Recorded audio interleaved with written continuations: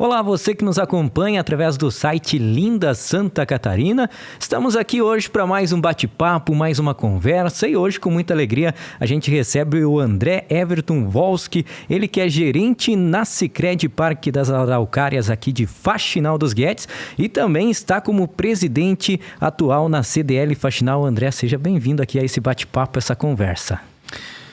Boa noite, então, Wagner, a todos que nos acompanham aí do portal Linda Santa Catarina, também ao site. Isso aí, né?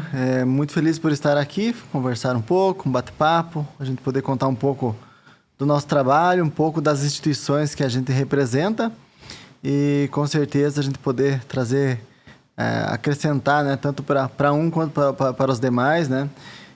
A gente trocar um pouco de experiências e fazer um bate-papo bacana aí. Com toda certeza. E André, a gente sabe que você está aqui aproximadamente uns 4 anos em Faxinal dos Guedes, mas tu não é natural de Faxinal, né? Não, eu sou natural de Palmas, então, sou paranaense, né? Morei até os 21 anos naquela região, estado de Mangueirinha, né? E de lá pra cá a gente vem rodando algumas cidades, né? Então mas natural eu sou de Palmas. De Palmas. Então nasceu lá em Palmas, teve toda a tua infância por Palmas? Não. Eu brinco que eu só nasci em Palmas. Só nasceu? Morei até os 21 anos em Mangueirinha, né? Que é um município vizinho, né? Até os 21 anos eu sempre conto que o meu sonho era ficar no sítio. No sítio. Ser produtor rural, né? E achei que a formação, a faculdade iria me manter ali. Mas uma coisa é o planejamento, outra coisa é como a vida real acontece, né? Verdade. E lá em Mangueirinha, você morava no interior? Sim, morei até os 21 anos no interior. Sempre fui filho único, né? Então, meus pais sempre trabalharam na lavoura, né? Então, eu sempre ajudei a cuidar da propriedade.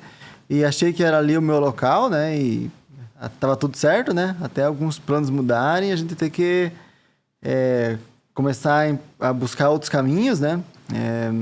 Não estava planejado, mas talvez era para ser, né? Sim, com certeza. E lá na propriedade rural, qual que é a lembrança que você tem de quando você era criança lá? A lembrança que eu tenho é assim, eu sou filho único, né? Então não tive irmãos, mas me criei com muitos amigos. E a lembrança é assim, da presença da família, obviamente, né? Então sempre tive a presença dos meus pais.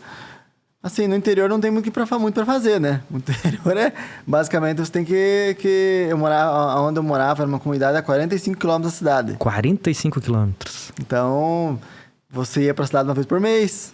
Então, você tinha pouco acesso a alguma tecnologia, né? Basicamente TV e rádio, né? Então, a gente, final de semana, era ir na sede da comunidade, jogar um futebol, visitar algum amigo, mas nada assim extraordinário. Uma vida sem emoções, né? No interior, numa época onde não tinha redes sociais, né? Não faz tanto tempo assim, tá?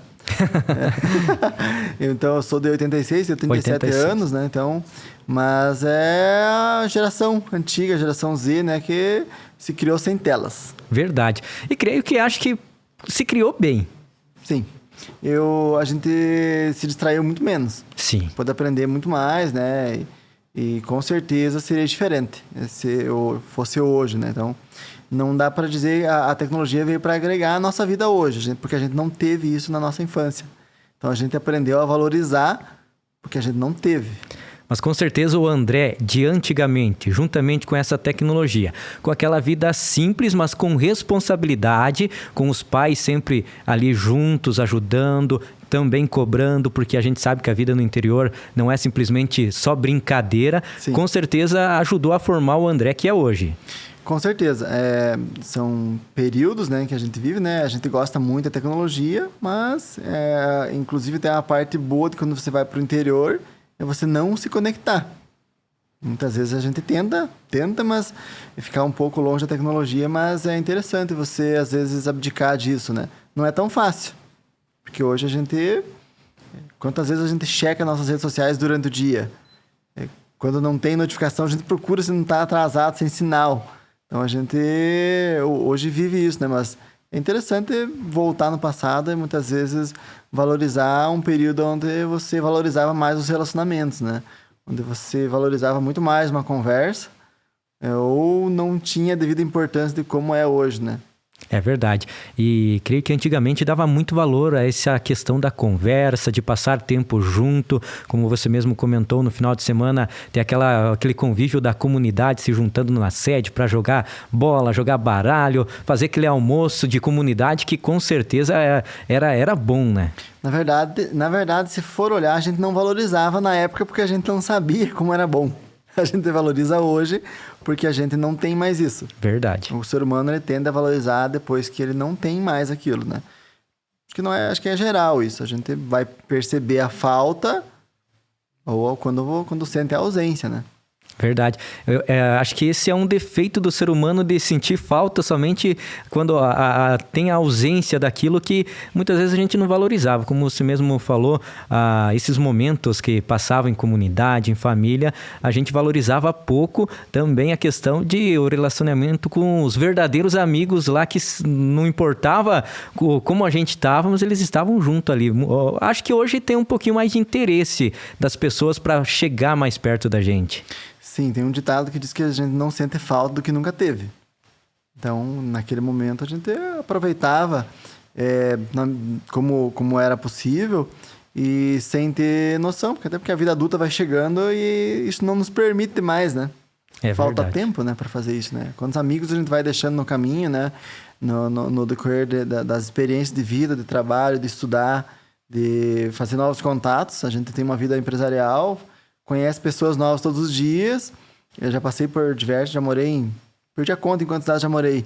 Mas, assim, amigos você faz poucos. Você faz contatos. Verdade. Mas se eu me mudar de cidade para outra cidade, quem aqui talvez seja um contato que vai me visitar ou que eu venha visitar novamente. Então, a gente às vezes tem que separar bem o que são contatos de amigos, né? É verdade. Hoje o André é gerente, é presidente do CDL, mas como que era lá os estudos do André lá na cidade do interior? Tinha que ir para a cidade estudar ou tinha escola na comunidade? Então, isso é interessante, né? Hoje nós estávamos até fazendo um processo de recrutamento, eu conversando com alguns candidatos, nós estamos com uma vaga em aberto na CDL, e conversando com uma pessoa em X, a gente contando uma história justamente sobre isso, né? Eu, no meu período de escola, desde o primeiro ano até a faculdade, eu nunca fui o aluno nota 10. Na faculdade mesmo, tive 2 notas 10. Acho que em todos os meus boletins, não sei se tive 10, nota 10. Mas nota baixa, tive 2. 2 só.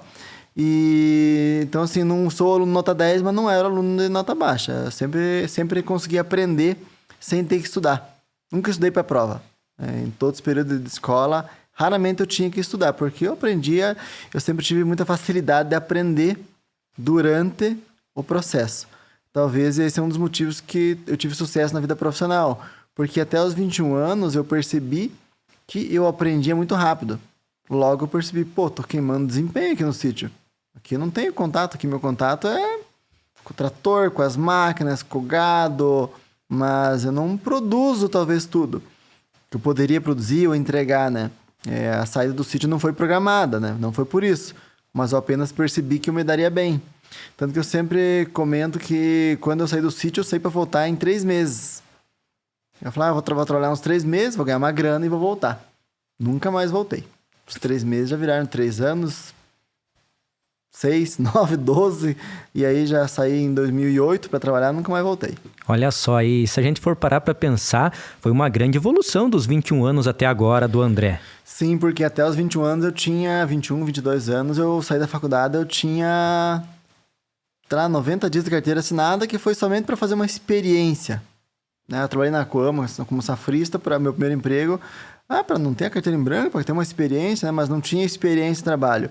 E foi muito engraçado que quando eu me formei no sábado, na formatura, na segunda-feira a gente já assumiu um projeto com o meu pai. Meu pai tinha uma turma que empreitava no corte de pinos, e aí eu assumi e tal, os negócios com ele, mas eu fui para o operacional, fui para o Cabo da Foice. Sim. O pessoal ia na fazenda e isso é engraçado que o pessoal vinha na fazenda e perguntava, a gente veio aqui ver quem é que tá formado e tá roçando aqui junto com nós.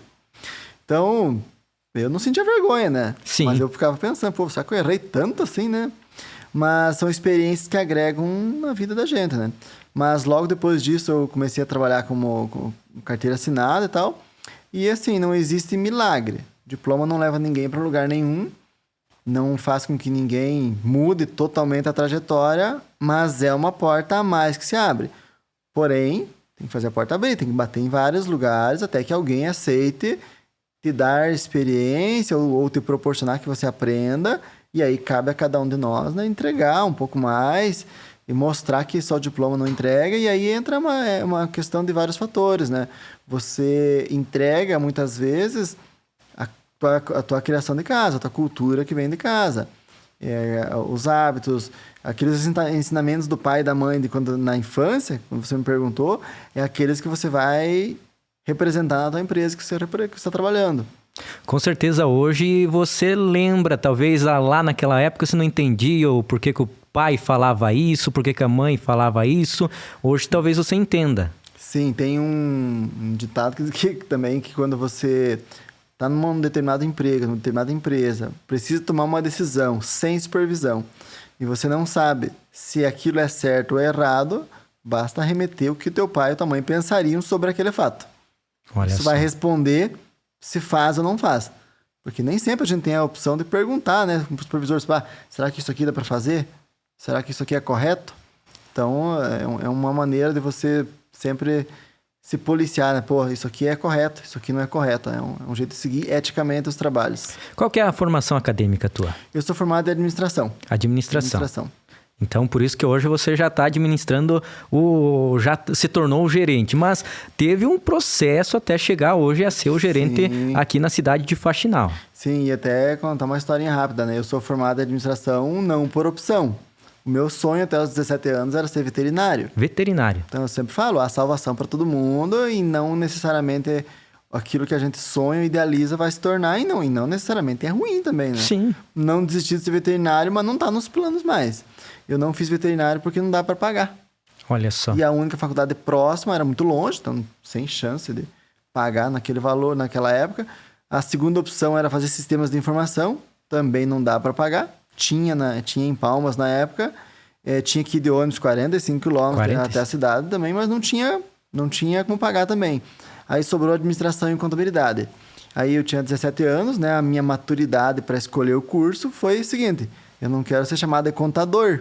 Eu não achei legal o nome, então eu vou ser chamado de administrador, que é mais bonito. Sim. E assim eu me tornei um administrador. Então, mas olha o nível de maturidade com 17 anos para escolher uma profissão. Por isso que eu sempre falo, né? 17 anos hoje, 18 anos, é muito cedo. Para você escolher uma profissão. Por isso que não tá nada errado, né? A pessoa começar uma faculdade e trocar. Sim. Começar um emprego e escolher outra área, porque é muito cedo para você descobrir o que você quer da vida ou o que você sabe fazer. E assim, quando eu me formei, então, eu trabalhei 2 anos, um ano e meio como auxiliar de produção na BRF, na cidade de Capinzal. Então, aprendi muito, principalmente que eu não queria estar lá. Então, o maior aprendizado era esse, falei, aqui não é meu lugar, né? Eu sempre quis trabalhar utilizando o meu conhecimento e ali era trabalho braçal. Sim. Não desmerecendo, mas eu entendi que não ia conseguir prosperar porque não, é um frigorífico, se valoriza muito mais as áreas de engenharia de alimentos. As áreas administrativas não são valorizadas. Aí fui trabalhar como vendedor numa loja de rede. Me descobri na venda, aprendi muito. E aí surgiu a oportunidade, sim, de entrar no mercado financeiro como caixa. Era em outro sistema cooperativo. E eu larguei, troquei por 30% do salário que eu ganhava porque era onde eu queria estar. Eu sempre gostei desse mundo do mercado financeiro. E achei que... Mas eu gostava do cargo. Eu não sabia que eu ia me dar tão bem. Sim. É aquela história. Você precisa experimentar, né? Se conhecer melhor. E aí, trabalhei 30 dias no caixa. Descobri também que não é para mim esse negócio. Por quê? Porque conferir dinheiro exige muita atenção. Eu tenho um perfil mais comercial. Ser mais falante. Então, logo, uma tarefa de muita atenção não é muito o meu perfil. Então, eu sempre falo que é como se fosse um time de futebol. Eu não sou o zagueiro. Mas para meio campo é o atacante. Não é uma função que eu me dei bem. Mas surgiu a oportunidade de ir crescendo. E eu sempre fui muito participativo. Então, eu lembro que eu assumi um cargo de gestão dentro da cooperativa na área de controles internos, que também não é minha área. Eu digo assim, olha, eu nunca consegui achar onde eu queria. mas a gente tem que abraçar as oportunidades. Porém, eu sempre era convidado para participar das reuniões, mas todo mundo era e ninguém participava das reuniões gerenciais. Eu, quando era convidado, dizia, eu quero participar, e quando eu escutava, mesmo sem ter a vivência, eu contribuía. Então, eu sempre trazia uma visão do que eu achava. Mas ninguém me perguntava muito. Então, eu imaginava que o pessoal perguntava, pô, mas quem é esse cara que tá falando aí? Você não conhece a experiência ou a prática. Porém, claro que a gente, quando coloca uma opinião, não sai contribuindo de qualquer maneira. A gente procura uma certa sabedoria de como colocar uma sugestão ou uma opinião. Então, você saber transitar por isso também é um... Então, isso foi me dando notoriedade. Então, logo foi-se observando que a gente queria participar, queria contribuir, queria fazer mais do que eu ganhava. Então, eu não ganhava para ficar em reuniões das 7 às 11 da noite. Eu ganhava para trabalhar das 8 da manhã e 5 da tarde. Era uma escolha minha particular, uma vez por semana, a cada 15 dias, participar das reuniões, das discussões, aprender mais sobre o todo. E logo, quando surgiu a oportunidade de ser gerente, foi uma oportunidade, eu tinha 25 anos, então eu me defrontei com a seguinte situação. Fui convidado para ser gerente de agência, porém eu não tinha a vivência ainda. Era no Cicobi, na cidade de Palmas, eu morava em Passos Maia ainda naquela época. Então, quem que não quer ser promovido mesmo sem estar preparado? A resposta certa na época seria: não estou preparado ainda, não tenho experiência comercial. Mas assim, aquela história, né? Quem que não quer cobrar o pênalti de final do campeonato? Todo mundo quer, né? Então eu topei o desafio, né? Então não tinha como não aceitar. E aí as coisas foram se construindo, aí você vai ganhando experiência na prática, né? Então não tem muito tempo para aprender sobre gestão de pessoas, sobre mercado financeiro, você aprende conforme vai vindo a situação, né? Então não foi necessariamente fácil, foi a trancos e barrancos. Eu sempre digo assim, não deu muito certo, não deu muito errado, mas não foi a melhor experiência. Eu tive que pedir desligamento, tive que pedir troca para outra instituição porque eu não estava preparado. E eu identifiquei isso. Eu pensei, quanto mais tempo eu ficar aqui, mais eu vou me queimar com os colaboradores, mais eu vou me queimar dentro da empresa, porque eu ainda não tenho essa capacitação necessária. Aí surgiu uma oportunidade de trocar de emprego, no sistema que eu estou agora, que é o Sicredi, que me deu esse preparo, aí sim. Aí dentro do Sicredi eu tive formações, eu tive um projeto interno chamado Academia de Formação de Gestores, onde eu fiquei 3 anos estudando, que é uma academia para quem quer ser gerente. Aí sim, quando eu fui assumir a gerência depois, tudo muito mais fácil. Isso é que nem fazer musculação, né? Depois que você treinou e ir para a prática é muito mais fácil. Com toda certeza. Mas a gente escutando um pouquinho da sua história, a gente retorna àquela frase lá que grandes desafios geram grandes pessoas. E você passou por um grande desafio que com certeza hoje te tornou uma pessoa melhor a ser o André atual. Com certeza. Eu sempre falo assim que eu cometi muitos erros na gestão quando eu iniciei. Porque não tinha experiência ainda. Então, essas experiências erradas fizeram com que eu não cometa os mesmos erros. Então, hoje, a gente entende que os pilares para a gestão, eu não falo só em gestão do mercado financeiro. A gestão em geral das empresas passa por gestão de pessoas. A gente precisa valorizar as pessoas, entender que nem todos funcionam da mesma maneira, mas faz com que a gente aprenda com os erros. Mas tem coisas que é só você vivendo para passar. Verdade. Tem experiências que você só vai adquirir no dia a dia. Mas esse período que quando você é promovido muito cedo, ele permite que você aprenda muito rápido. Então, se eu demoraria 5 anos para aprender aquilo ali, eu aprendi em 1 ano. Então, a prática, ela permite isso, né? Então, nem sempre as empresas conseguem preparar líderes. Se abrir uma nova filial de qualquer empresa amanhã, você vai pegar o colaborador que está mais próximo do nível para assumir. Se é o ideal, não sei, é o que se tem no mercado hoje, né? Mas se a gente parar para analisar um pouquinho aqui e olhar para as instituições, gerentes, você não chegou nos 40 ainda e é poucos que tem. Então, esses desafios te prepararam para você ser um dos destaques entre os outros. Sim, isso é algo que eu percebo. Eu já estou há 14 anos no mercado financeiro e os meus colegas quase todos têm mais de 15, 20 anos de mercado.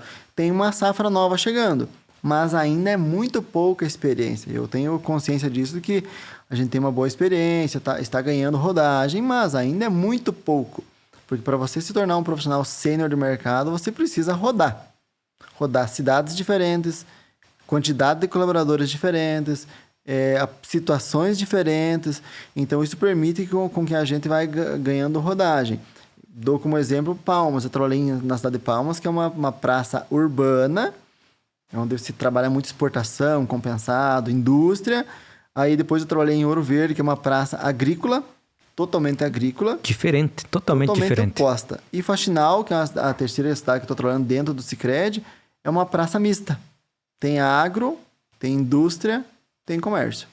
Então, a gente vai aprendendo um pouco das habilidades. Então, hoje aqui eu aprendi muito em Palmas, aprendi muito em Ouro Verde. Essas habilidades somam para que eu entenda um pouco de indústria, um pouco de mercado financeiro do agro, um pouco do comércio. Então, tudo isso vai agregando as experiências, porque eu entendo assim que quando o empresário busca o Sicredi ou busca o gerente da agência ou o presidente da CDL, se espera que se tenha pelo menos um conhecimento básico sobre alguns temas, né? Não só o meu ABC do mercado financeiro, porque o mercado financeiro é mais e menos, né? Compro dinheiro a uma determinada taxa e empresta a determinada taxa. Fora isso. Mas isso é muito comum, né? Porque todo mundo tem isso, né? O mercado financeiro virou commodity. E é a terceira agência tua que você está à frente como gerente? É a segunda. Segunda. É porque em Palmas, quando eu fui para o Sicredi, eu fui como gerente de pessoa jurídica. Uhum. É algo interessante, né? Eu saí da gerência da agência do Cicobi para ir para a gerência de pessoa jurídica do Sicredi. Eu dei um passo no pipeline de liderança. Então, eu optei por deixar o ego de lado. Eu entendi que era mais interessante eu aprender mais, ganhar musculatura emocional para assumir novos desafios do que querer continuar lá afundando o barco. Sim. Eu entendi que era melhor ganhar rodagem. Aí, de Palmas para Ouro Verde, eu assumi como gerente de agência. Então, aqui é a segunda agência minha como gerente no sistema Sicredi. No sistema Cicobi, eu já passei por uma gestão já. Então, no Sicredi, sua segunda aqui. Creio que, então, Faxinal tenha sido o teu grande desafio. Ele é um grande desafio porque é uma agência nova. E eu sempre comento que o esforço para você rodar uma agência nova é muito grande. Porque como a gente ainda não tem os associados, a base dentro de casa, você precisa buscar ela fora. Só que você é a última instituição que chegou. Todo mundo já tem a sua instituição financeira do coração, ou pelo menos aquela que te atende. Então, tem que bater em várias portas que estão atendidas, né? Então, e se espera muito de agências novas. É meio que nem contagem regressiva. Abriu tal dia, agora vai tanto tempo para rentabilizar, precisa chegar em tal números, e as metas são agressivas para agências novas. Você tem que causar um impacto muito grande. A figura comercial é muito importante numa agência nova. Então, eu sempre brinco com meus colegas que eu não recomendo a agência nova para ninguém. Porque você trabalha o dobro e não ganha o dobro. Você tem que fazer muito mais esforço. Diferente de uma agência que já está consolidada.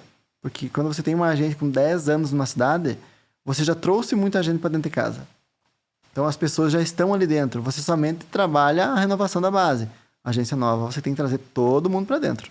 Mas você já chegou com uma estrutura bacana aqui em Faxinal, né? O Sicredi te proporcionou isso, que inclusive foi na pré-assembleia deste ano, vocês comemoraram uma grande meta aqui em Faxinal dos Guedes. Com certeza. Eu sou o segundo gerente, o primeiro gerente que assumiu não ficou. Eu assumi a agência com 250 associados. Nós chegamos no mês de fevereiro a 1.000 associados. É um grande número de conquista, né? A gente entende que no número de 1.000 associados já começa a agência a ficar interessante. Eu tenho um bom número e dentro desse bom número a gente tem grandes nomes também que também proporcionam com que a agência decore mais rápido. Mas são números que a gente comemora com muita alegria, né? E agradece sempre o apoio do associado que confia no nosso trabalho. Porque antes do Sicredi tem o André, tem os colaboradores que trabalham dentro da agência. Então as pessoas no primeiro momento não conhecem o Sicredi, eles conhecem o André, eles conhecem a Sandra, o Jackson, a Ana, a Manu, o Douglas. Eles conhecem a equipe. Depois, a gente acaba colocando a força do Sicredi, mas muitas vezes... Bom, não à toa eu sou o André do Sicredi. O André da CDL, né? porque a gente carrega isso, o nosso sobrenome, onde vai. Uma certa vez eu conversava com uma psicóloga e ela falava sobre isso. A gente muitas vezes acaba perdendo o sobrenome da gente. O meu sobrenome é Silva, mas talvez agora, como eu trabalho lá na Alternativa, é o Wagner da Alternativa, como você mesmo bem frisou. É o André do Sicredi, o André da CDL. E falando em força de instituição, o Sicredi é uma grande força. Mas não somente o Sicredi, mas o sistema cooperativo tem se destacado nos últimos anos a nível do país, né? Isso é uma questão super interessante, porque o sistema cooperativo ele vem crescendo. Cooperativismo de crédito. Mas a gente tem muita força aqui na região sul, pequenas cidades. Mas o sistema financeiro nacional cooperativo, hoje eles têm 10% do PIB financeiro, em média. Números aproximados falam em 9%, algumas outras fontes chegam a 11%, mas vamos nivelar para 10%. Ele é um número interessante, mas aí a gente se questiona aonde que está os 90%? Os 90% ainda estão com grandes bancos. Ainda está dentro do Banco do Brasil, da Caixa, Bradesco, Santander, Itaú, que são os bancões. Porque a legislação nossa, ela abriu o mercado para o mercado financeiro cooperativo há muito pouco tempo. Algumas leis do cooperativismo foram mais liberais nos últimos 10 anos, que proporcionou com que o cooperativismo tivesse mais força. Até um certo tempo atrás, a gente nem poderia atender instituições públicas. Hoje a gente já consegue manter contas ativas. Então pode ver que a lei ela não beneficiava a gente. Então isso tem proporcionado, esse cenário é uma agenda do Banco Central. O Banco Central quer que as cooperativas tenham força para que elas possam fazer frente aos grandes bancos, porque os grandes bancos no Brasil são instituições continentais. Uma vez até acho que talvez era um preconceito da gente, a gente via as cooperativas simplesmente para atender o produtor rural. Mas como você mesmo bem falou, hoje já tem instituições públicas, sim, grandes empresas confiam nas cooperativas, então tem ganhado bastante força. Sim, as cooperativas passaram por essa questão da imagem delas, porque no passado, na década de 60, 70 e 80, eu tenho um artigo que eu fiz numa pós minha falando sobre isso, que as cooperativas passaram por um risco de imagem. Muitas faliram, muitas geraram prejuízo, mas isso foi uma época onde as cooperativas eram gerenciadas pelo INCRA, que é uma instituição que não tem nada a ver com o cooperativismo. Teria, mas não tem. E aí, a partir do momento em que as cooperativas de crédito passaram a ser administradas pelo Banco Central, se deu um profissionalismo muito grande. Então, a gente percebe que hoje as cooperativas crescem, eu poderia resumir a um dos motivos, ao profissionalismo. Hoje, para você fazer parte de uma cooperativa, você tem que ter um diploma. Não é indicação. A indicação ajuda. A gente quer que o Wagner indique pessoas, gente boas. Mas a gente quer que as pessoas, gente boas, tenham um currículo, sim, uma experiência. Então, o que indica ajuda, sim, para a gente conhecer pessoas bacanas. Mas a gente quer contratar pessoas competentes e bacanas. Então, a gente precisa olhar para esse lado também, e aí isso faz com que o cooperativismo tenha muita força, porque pessoas competentes desempenham bons trabalhos. Com toda certeza. E o André, dentro do Sicredi, qual que é a tua especialidade? Além de ser gerente, com certeza você tem outros conhecimentos que agregam bastante quando as pessoas vão lá e conversam contigo. Então, é complicado. Por quê? Porque a gente, o mercado financeiro, eu sempre falo, ele tem mais de 300 produtos, se você abrir o leque. Então, a gente, em mercado financeiro, a gente é muito genérico. Então, eu sei de seguro, sei de consórcio, sei de N produtos, crédito, investimento, captação, mas a gente sempre tem alguns produtos que a gente se destaca, conhece um pouco mais. Na figura de gerente, você fica muito mais generalista. Hoje eu sou mais um gestor de pessoas do que de números. Porque eu não faço mais acontecer, eu não lanço mais uma proposta, eu não abro uma conta. Eu apoio para que as pessoas façam. Porque se você pensar comigo, Wagner, dentro do Sicredi as metas já estão desenvolvidas. Inclusive como bater elas. Tem lá um manualzinho que diz, inclusive, como que a gente faz para buscar novos associados. Como é que eu faço para associar um novo... Quais argumentos eu tenho que usar? Se eu for vender um consórcio, está escrito os argumentos que é para se usar para que fique mais fácil a venda. Como é que a gente faz para trazer pessoas? Tem manuais, promove eventos, faz visitas. Então, resumindo, tá tudo escrito. Para que o gerente? Sim. Se tá tudo escrito, para que serve a pessoa? O gerente, ele é a figura que apoia as pessoas para atingir os objetivos delas. Porque se elas atingirem os objetivos delas, eu atingi o meu, como todo, né? Então, hoje, a especialidade do André é gestão. Gestão. Número, sim, porque a gente tá... Tá no convívio. Tá no convívio. Eu tenho formação CPA 20, que é uma formação específica para o mercado de investimentos. A gente diz que ela é a OAB dos bancários. Hoje tem a CPA 10 e a CPA 20, entre outras formações. Tem CFP, CEA, Ambid, Ancord. A CPA 20 para o mercado, para quem atende o mercado financeiro, ela já é atende bastante. Mas ela nos dá conhecimento hoje do mercado derivativo, mercado de ações, mercado de diversificado, operações estruturadas. Então, assim, se eu precisar conversar com um grande investidor que conhece o mercado financeiro de ações, eu entendo. Preciso entender. A gente usa muito pouco porque em cidades pequenas o investidor ele é muito conservador. Ele não costuma querer correr riscos. Mas em grandes centros, cidades um pouco maiores, o investidor questiona, ele vem com muito mais informação, muito mais concorrência, e isso faz com que a gente tenha que se espichar.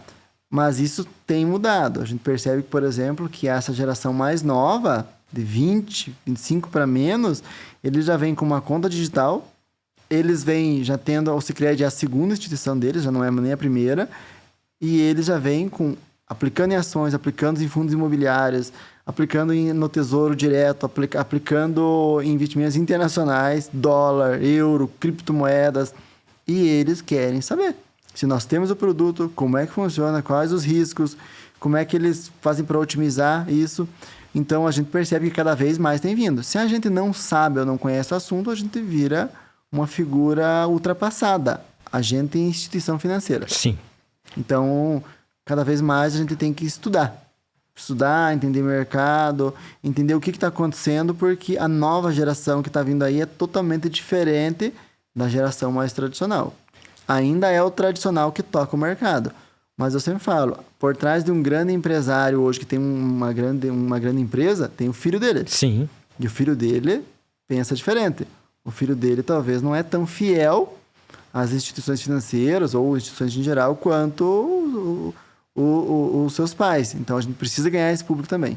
É que talvez a geração mais antiga, ela tenha aquela confiança, ela acredita no André, então ela confia no André. Que nem você mesmo frisou, essa geração mais nova, eles já não confiam tanto, né? Ele nem vai na agência. Isso a pandemia acelerou essa mudança. Tem um estudo nosso dentro do Sicredi que diz que na época da pandemia, o nosso movimento era nivelado. Ele seguia crescendo dentro das agências. Veio a pandemia, o movimento diminuiu, porque as pessoas não vão mais para as agências. O que aconteceu depois da pandemia? O movimento diminuiu. As pessoas vão cada vez menos. Hoje eu tenho que encontrar o Wagner na rua, eu tenho que dizer, ô Wagner, vai lá tomar um café. Então, as cooperativas, elas vêm na contramão do mercado financeiro bancário, porque a gente vê os bancos e grandes instituições empurrando o cliente para fora. Porque eles não têm condição de atender o varejo. Não tem como uma agência com 10 funcionários, que já é grande, sim, atender toda a população faxinal. Então, se não tiver canais de atendimento, não tem como atender. Nós, como cooperativa, fazemos ao contrário. A gente tem um cafezinho, tem lá uma estrutura para o associado ser atendido de pé. Então, assim, eu sempre gosto de contar um exemplo. Numa instituição X, recentemente, eu precisei ir numa instituição financeira normal, um banco. Eu cheguei lá, eu fiquei 1 hora esperando, isso que eu conheci todo mundo. 1 hora sentado esperando para falar com uma pessoa. E o que aconteceu? Eu fui tomar uma água, não tinha uma água. Fui tomar um café, não tinha um café. A minha cadeira estava meio dura e meio rasgada. Ninguém me olhava, um ambiente frio, as pessoas, um silêncio total. Pensei, mas isso aqui não é nada amigável. Aí eu comparei a instituição que eu trabalho hoje. Você chega no Sicredi, o guarda te dá bom dia. A gente te oferece um café, uma água, um chazinho, um chocolate. Eu sou suspeito em falar, mas o café do Sicredi é bom. O café do Sicredi é bom. É bom. E é famoso o café do Sicredi. Então a gente oferece um café, uma água. A gente brinca que se precisar de uma bolachinha, a gente vai na cozinha e pega uma bolachinha. Se precisar. Mas qual que é o conceito? O conceito é trazer as pessoas para dentro. É um ambiente acolhedor. Então a gente é diferente e a gente quer ser diferente. E eu sempre dou o seguinte exemplo, Wagner. Se alguém nos assiste e vai acompanhar, vai concordar comigo. Instituição financeira hoje está mais ou menos como andar de avião.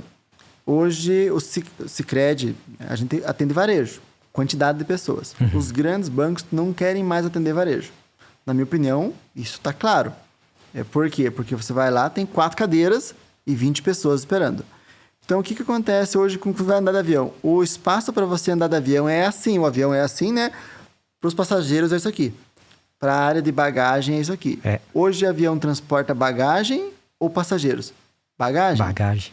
Então, os grandes bancos, eles atendem pessoas ou eles querem atender grandes contas? Grandes contas. O varejo não dá lucro. A gente quer atender varejo porque a gente não olha esse lucro. Sim. E a gente também tem que entender que também nós não temos condição de atender grandes contas.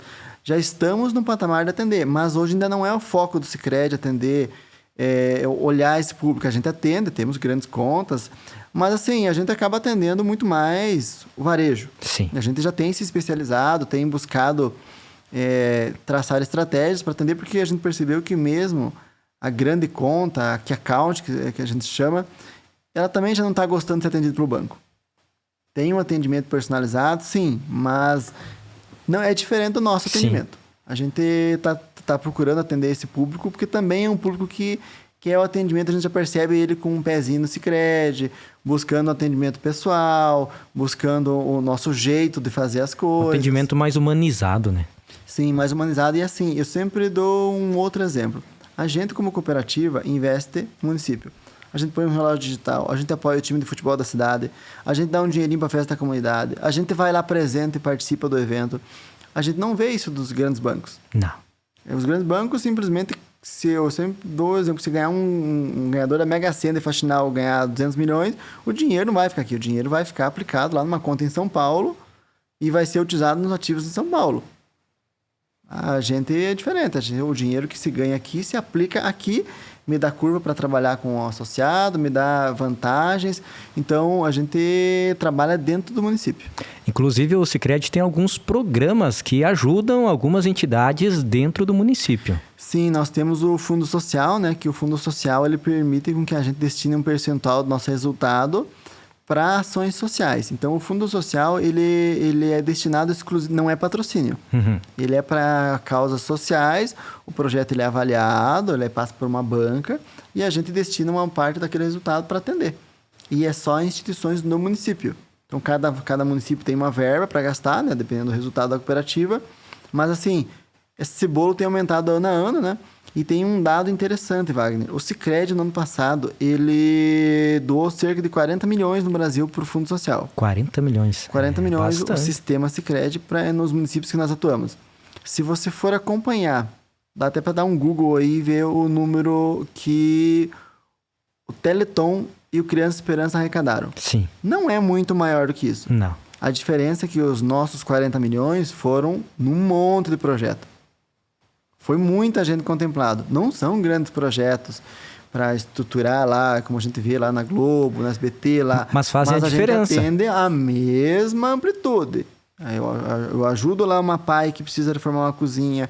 Eu ajudo lá um time de futebol feminino que precisa montar uma estrutura para treinamentos.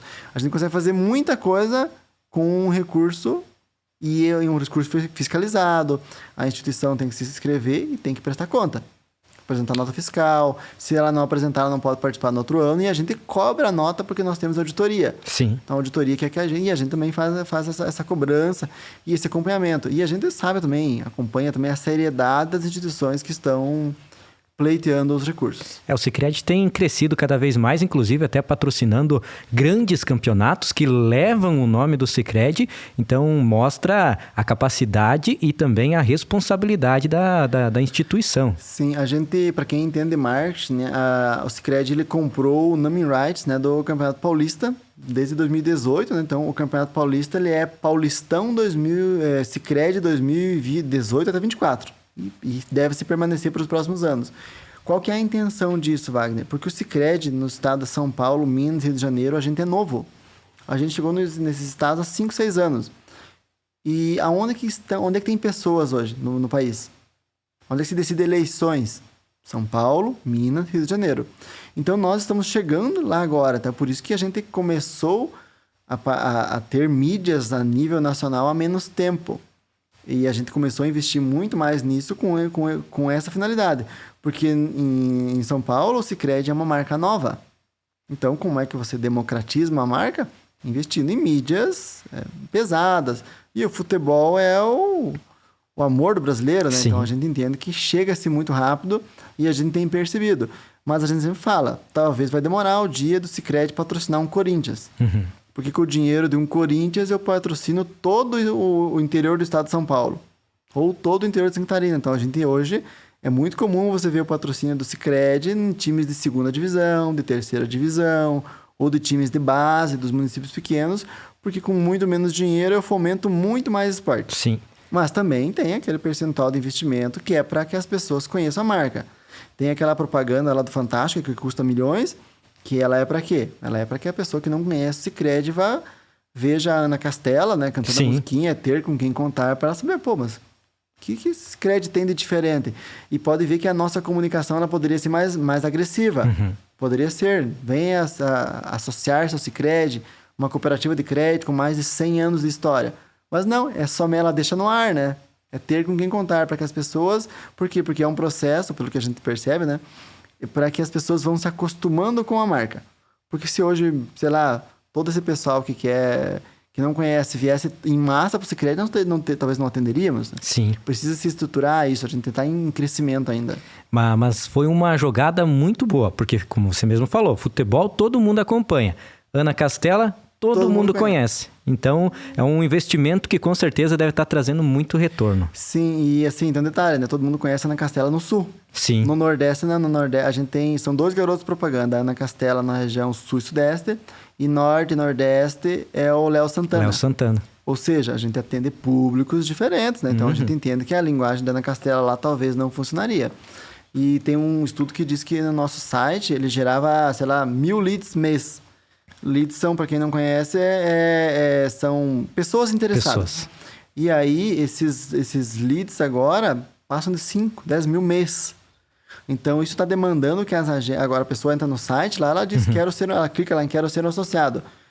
Sei lá, duplicou não, 5, 10 vezes mais. Isso tem exigido, inclusive, esforço de marketing para entrar em contato com essas pessoas, porque essas pessoas querem saber o que é esse Sicredi.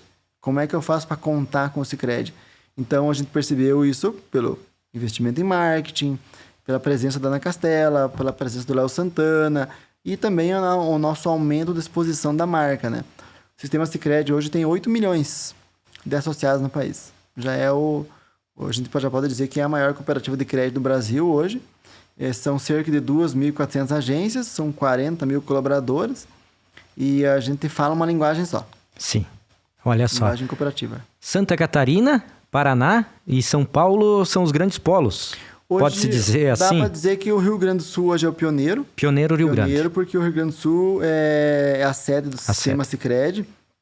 Então, é pioneiro em muita coisa. O Fundo Social, inclusive, surgiu lá. Mas hoje, Rio Grande do Sul e Paraná são pioneiros. E o Mato Grosso. Mato Grosso é muito forte.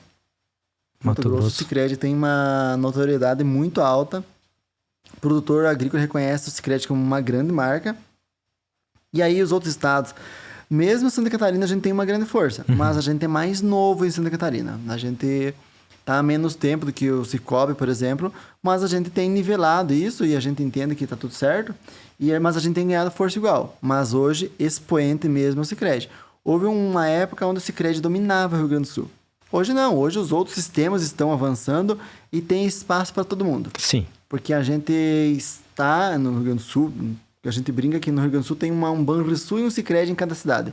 Mas os outros sistemas têm entrado, têm tido sucesso e assim funciona. A gente, quando toma mercado, a gente toma muito mais mercado de um banco do que de outra cooperativa. A outra cooperativa você está dividindo. Sim. Mas de um grande banco você tira, porque depois que a pessoa experimenta esse modelo de atendimento, ela não quer voltar para o banco. De certa forma, as cooperativas, elas se ajudam, né? Elas se ajudam. Porque estão, como você mesmo falou, estão tirando espaço das outras instituições ali que não prestam esse atendimento humanizado, esse atendimento próximo. Então, de certa forma, elas se ajudam a se alavancarem e, quem sabe, futuramente ficar 50% as cooperativas, 50% os bancos, ou quem sabe as cooperativas ultrapassar, é um desafio muito grande, né? Sim, se você for olhar hoje o sistema cooperativo, o que acontece? O sistema cooperativo hoje, no Brasil, ele tem cerca de 10%. Mas você vai para a Europa, na Europa, a participação cooperativa é muito maior. Países de primeiro mundo não baixa de 20%, 20% a 25%. Então, o que acontece? Só os países de terceiro mundo estão atrasados, né? Pega hoje na França, 45% do PIB financeiro está dentro das cooperativas de crédito. Então, pega a Holanda, 50%, o maior banco cooperativo do mundo, que é o Rabobank, está dentro de uma cooperativa, né? Inclusive, algumas cooperativas, alguns sistemas cooperativos do Brasil buscam se inspirar nessas grandes cooperativas. Sim. O sistema Sicredi ele é um modelo baseado no modelo europeu, né?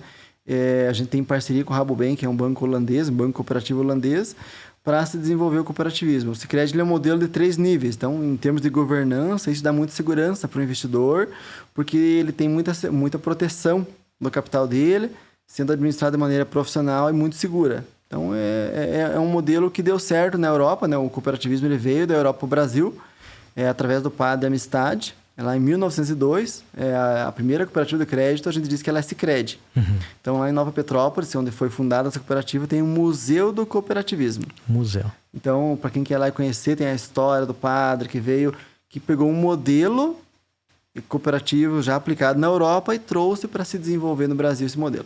Inclusive, a história do cooperativismo é muito bacana do pessoal ir ler, ir estudar e aprender, porque é algo assim que surgiu e veio para cá e a gente vê que está dando resultado. A gente vê que está mudando vida de pessoas e também dando oportunidade para pessoas, assim como o André teve a oportunidade e hoje, queira ou não queira, é um destaque. Com certeza, né? Ele permite que a gente possa dividir. O cooperativismo ele faz isso, ele descentraliza receitas. Ontem nós tínhamos uma reunião com o movimento do cooperativismo de Faxinal, que são as cooperativas de produção e as de crédito, para tratar sobre o dia C do cooperativismo, que será comemorado no dia 7 de julho, e a gente vai desenvolver uma ação social em parceria, e nós comentávamos justamente isso. A força que o cooperativismo tem em Faxinal. São 3 cooperativas de produção, 4 cooperativas de crédito.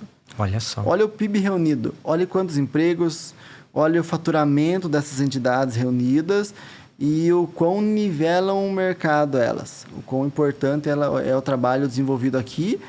Estamos falando em ação social, mas se colocar em números financeiros é enorme, né? Sim. A participação no PIB, né? Então, isso mostra um pouco da força que o cooperativismo tem e ainda bem que nós temos, né? Porque só o capitalismo talvez não supriria nessas necessidades aí que se tem, né? O bacana, e vale a gente sempre frisar que o cooperativismo, o sistema cooperativo fala que o associado também é dono, também faz parte. Sim, esse é o marco principal. Se alguém perguntar qual é a diferença do cooperativismo para os demais segmentos, você é dono, você tem voz, de fato, você é ouvido, né? Nós temos um indicador dentro do Sicredi que chama CNPS. A pessoa recebe uma ligação e a ligação... E ela tem a seguinte pergunta. Que nota você dá para o Sicredi? De 0 a 10. Em geral, as pessoas costumam dar 6, 7 ou 8, porque 8 é nota para passar no colégio. Sim. Nós só consideramos notas 9 e 10. Porque a nota 9 e 10 você só dá para alguém que te deu um bom atendimento de impacto. Sim. Então, ela é uma metodologia bem arrojada. Só que a nossa métrica de avaliação de atendimento do Sicredi é essa. Nós queremos nota 9 e 10. Olha só, a gente falou bastante até agora do André, gerente do Sicredi, que trabalha com a cooperativa. E falando em sistema cooperativo, o André resolveu cooperar também como presidente da CDL aqui em Faxinal. Sim, a CDL é uma entidade sem fins lucrativos. É uma entidade onde a gente trabalha como voluntário. Então, alguém pergunta, né? Não tem salário, o presidente da CDL não, é 0 salário. Mas a gente é um trabalho muito legal, confesso que é um mundo novo, quando eu assumi ano passado a presidência, mas muito bacana. A gente poder contribuir com o empresário, contribuir com diversas situações, né, importantes para o empresário e que valem a pena fazer parte dessa causa. É algo muito bacana. A CDL ela é a única entidade que representa o empresário.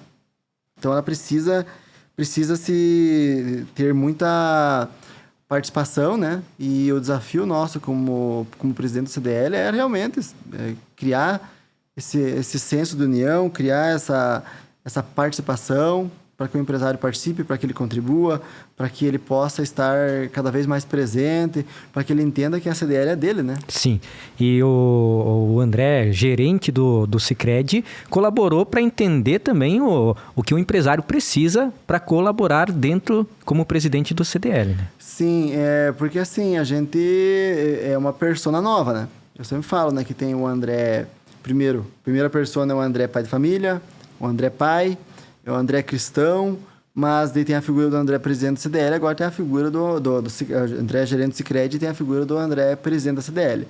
Então, a gente se identificar nesses perfis para desempenhar um bom trabalho, né? Então, passa pela comunicação disso, passa por você deixar claro para o empresário que lá no CDL o André é neutro, lá o André não vai favorecer o Sicredi, lá o André entrega outra causa, que é a causa do empresário, que é a causa... social, que é a mobilização do empresário para fortalecer o nosso comércio. Porque cidades pequenas, elas precisam se unir. Porque hoje o concorrente nosso não é mais somente só Xanxerê, Chapecó, Xaxim, não. O concorrente nosso é a internet hoje. Internet. Hoje o Mercado Livre entrega aqui em 2 dias úteis dentro de Faxinal. Uhum. Então, logo, o meu concorrente direto não é mais Xanxerê há muito mais tempo. Então, precisa que o empresário entenda isso, que ele precisa estar na internet, que ele tem que estar na rede social, que ele precisa estar muito presente em todos os meios, porque senão ele vai perder mercado, certamente, e ele vai se tornar um empresário ultrapassado e talvez o comércio dele não esteja daqui a 10 anos. Com toda certeza. Até agora a gente falou do André profissional, mas você mesmo citou que tem o André pai, tem o André cristão. E como é que é a experiência? Porque, que nem a gente sempre fala, é papai fresco, né? Não faz tanto tempo que virou pai. Como que foi essa experiência? Então, assim, o André é pai do Theo, né? O Theo tem 1 ano de vida, então é uma experiência nova, né? É um desafio, né? E constituir família é um desafio porque a gente vive num mundo onde família já não é mais tão importante. Se prega muito isso, né? E a gente, como cristão, eu entendo que a nossa primeiro alicerce é Deus e família. Trabalho vem em segundo plano. Então, a gente precisa entender, porque senão adianta ganhar o mundo... ter sucesso no Sicredi, sucesso no CDL, bem financeiramente e não ter família e perder o restante. Não vale o preço. Então, o André é uma pessoa que valoriza muito a família. Então, o André está aqui conversando, olhando o celular, porque o filho está na hora de dormir, daqui a pouco tem que chegar em casa, ajudar nas rotinas e está tudo certo. A gente se divide. Tem que entender que existem papéis que têm que ser desempenhados, né? Então, e eu entendo que há tempo para tudo. Não pode a gente querer trabalhar como um condenado todas as horas, querer o André entregar dentro do CDL, entregar dentro do Sicredi e não entregar em casa. E a gente precisa se cobrar, né, cada vez mais, né, para entender que tem tempo para tudo.